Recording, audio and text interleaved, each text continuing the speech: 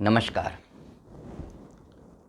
हमारे भारत की जो शिक्षा प्रणाली है, एजुकेशन सिस्टम है, उसमें नर्सरी से लेकर 10th तक लगभग बच्चों को सारे सब्जेक्ट पढ़ना पड़ते हैं, जिसमें basic Hindi, English, maths, Sanskrit, EVS, SST, computer, GK, moral science आदि बहुत सारे ऐसे सब्जेक्ट होते हैं जो उन्हें पूरे पढ़ना पड़ते हैं।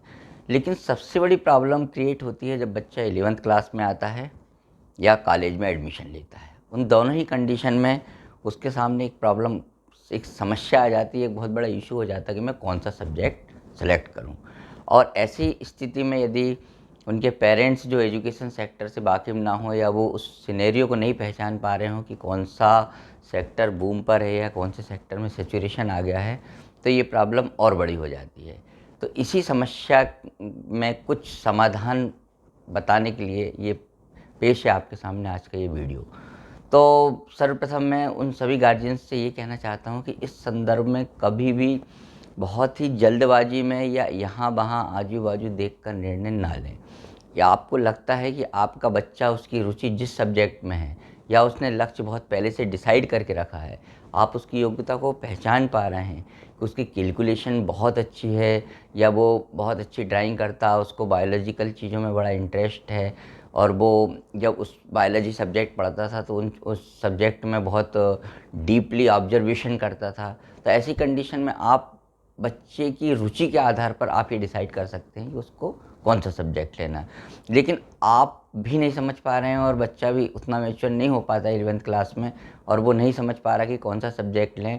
ऐसी स्थिति में मेरा आप लोगों से निवेदन है कि आप या तो किसी एजुकेशनल काउंसलर या किसी सीनियर टीचर या आपकी फैमिली में जो व्यक्ति काफ़ी अच्छी पढ़ाई करने के बाद अच्छी पोस्ट पर पहुंच गया हो, आई मीन टू से जिसके पास नॉलेज हो, उससे आप इस संदर्भ में डिस्कशन करें और उसके बाद आपके बच्चे को वो सब्जेक्ट दिलाएं।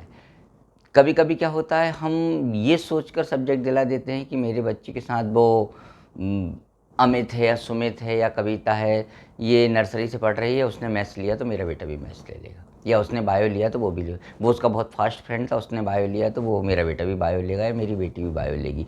ये सब चीज़ें मायने नहीं रखती हैं कि कौन उसका फ्रेंड है या आपके नज़दीक में कौन सा स्कूल है, उस स्कूल में कौन कौन सी फैकल्टीज़ अवेलेबल हैं, कौन कौन से सब्जेक्ट है, कौन सा सब्जेक्ट नहीं है, तो हम उस आधार पर ये सब्जेक्ट ले लें।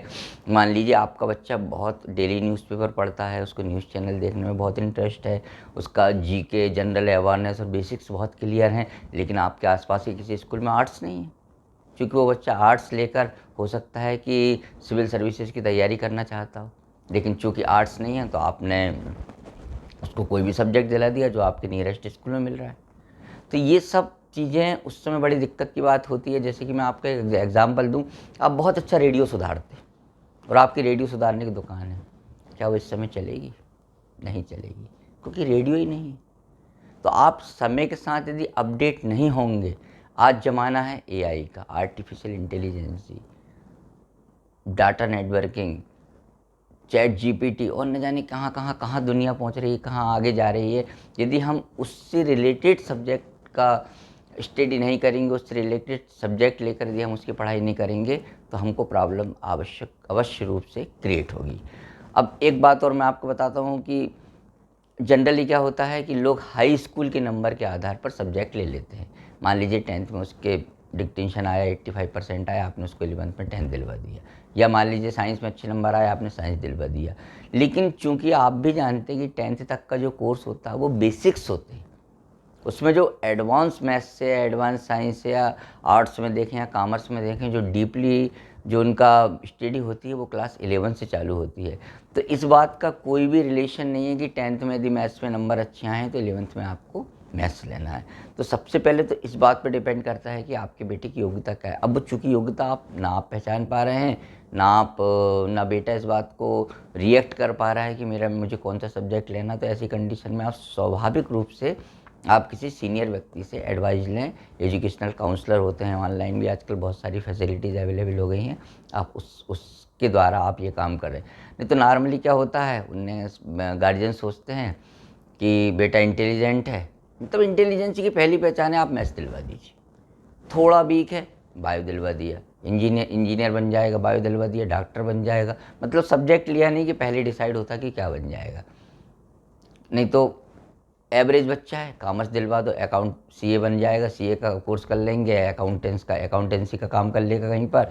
और यदि मान लीजिए बहुत वीक है तो आर्ट्स दिलवा दो, कम से कम ग्रेजुएट तो हो ही जाएगा बीए करके।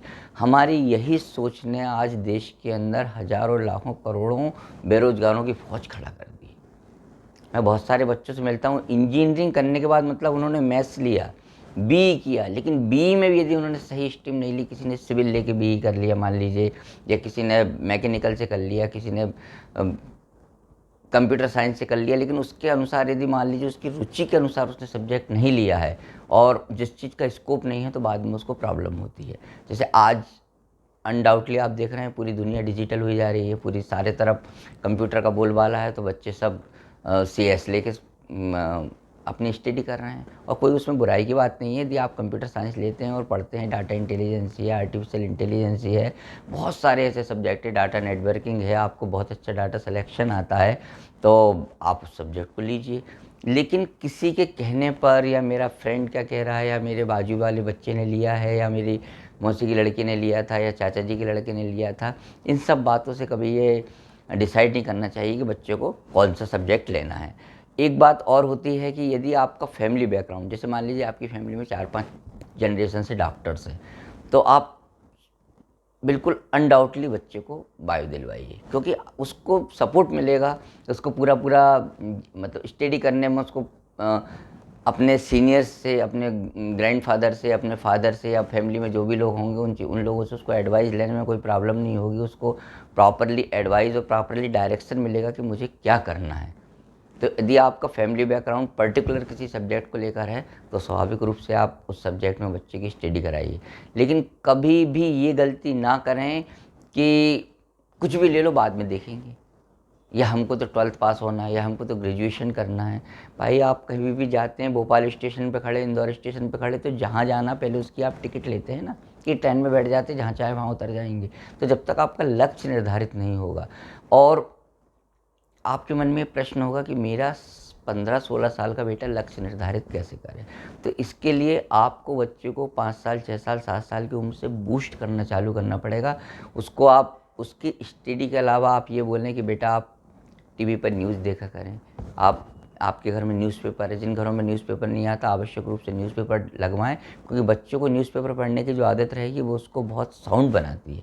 आप उसको न्यूज़पेपर पढ़ने दें। आप अदर रिसोर्सेज जो होते हैं ऑनलाइन में, यूट्यूब पे बहुत अच्छे अच्छे वीडियोज़ आते हैं, वो वीडियो देखने दें, तो बच्चा ये समझेगा कि वर्तमान एटमॉस्फेयर, वर्तमान सिनेरियो किस बात का चल रहा है, किस सेक्टर में बूम है। तो वो 11th में आकर या फर्स्ट ईयर में आकर आपसे इस बात को शेयर करेगा कि पापा मुझे ये सब्जेक्ट लेना, मम्मी मुझे ये सब्जेक्ट लेना। लेकिन हम सिर्फ एक ही चीज़ पे उसको प्रेशराइज करते कि बेटा पढ़ो पढ़ो पढ़ो पढ़ो पढ़ो, लेकिन पढ़ो क्या, सिर्फ अपनी कापी किताब पढ़ो।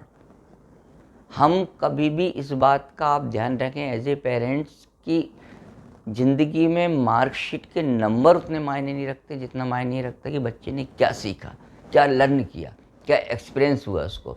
तो ये जो लर्निंग वाली प्रोसेस है, लर्निंग वाली प्रोसेस में बच्चा स्वयं डिसाइड कर लेता है कि मेरा टारगेट क्या है और मुझे कौन सा सब्जेक्ट लेकर आगे की स्टडी करना है। हम देखते बहुत सारे सफल लोग रहते हैं, बहुत कम उम्र में अपनी मंजिल को पा लेते हैं, या बहुत ग्रेजुएशन करते ही से वो अपने सेक्टर में जाकर अच्छी ऑनरेबल कंडीशन पे पहुंच जाते। क्यों पहुंच जाते? क्योंकि उनका सब्जेक्ट का जो सिलेक्शन था वो बहुत प्रॉपरली, उन्होंने सब्जेक्ट का जो सिलेक्शन किया था बहुत अच्छा किया था। और जनरली जो मिडिल क्लास और मैं मतलब आप आई एम सॉरी टू से जो एजुकेशन सेक्टर में नहीं जानते हैं, या अपना बिजनेस कर रहे हैं, या उनका कोई भी काम है और वो बस बेटा आपको जो सब्जेक्ट लेना ले लो, हमारा काम तो सिर्फ फीस देना है, या आप नज़दीक का स्कूल है गर्ल्स है तो हम सेफ्टी के बेसिस पे या जो ट्रांसपोर्टिंग के आधार पर हम बोल देते कि बेटा नज़दीक का स्कूल है, तुम्हारी फ्रेंड्स भी वहीं जानी, तुम ऐसा करो बायो ले लो। और बच्ची को बायो में बिल्कुल इंटरेस्ट था ही नहीं, उसको तो कॉमर्स लेना था या उसको मैथ्स लेना था। उसका मैथ्स बहुत अच्छा, कैलकुलेशन बहुत अच्छी थी, उसको कंप्यूटर साइंस में आगे बढ़ना था, आपने बायो दिला के बच्ची को डंप कर दिया। तो मेरा आप सभी से निवेदन है कि 10th के बाद और 12th के बाद जब बच्चों को सब्जेक्ट चूज़ करने का टाइम आता है, तो आप बहुत सावधानी से और बहुत गंभीरता से इस विषय को ध्यान में रखकर बच्चों को सब्जेक्ट दिलाएं। क्योंकि आप जानते हैं कि जब व्यक्ति को बुखार आता है, तो जब तक ब्लड टेस्ट नहीं होता, जब तक ये पता नहीं चलता कि कौन सी बीमारी, तो बच्चे की योग्यता को पहचानने उसके बाद डॉक्टर दवाई देता है। हर बुखार में, हर बीमारी में एक ही दवाई तो देते नहीं हैं। तो सभी बच्चों की अलग-अलग योग्यता होती है, अलग-अलग कैपेसिटी होती है, उसकी क्षमता होती है। उस क्षमता के आधार पर हमको उसको सब्जेक्ट का चयन कराना चाहिए।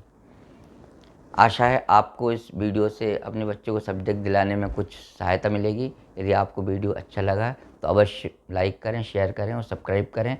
और बच्चों के एजुकेशन से संबंधित कोई भी प्रॉब्लम के लिए आप कमेंट्स करें, हम आवश्यक रूप से उस पे वीडियो बनाएंगे और आपकी प्रॉब्लम को सॉल्व करने की कोशिश करेंगे। नमस्कार।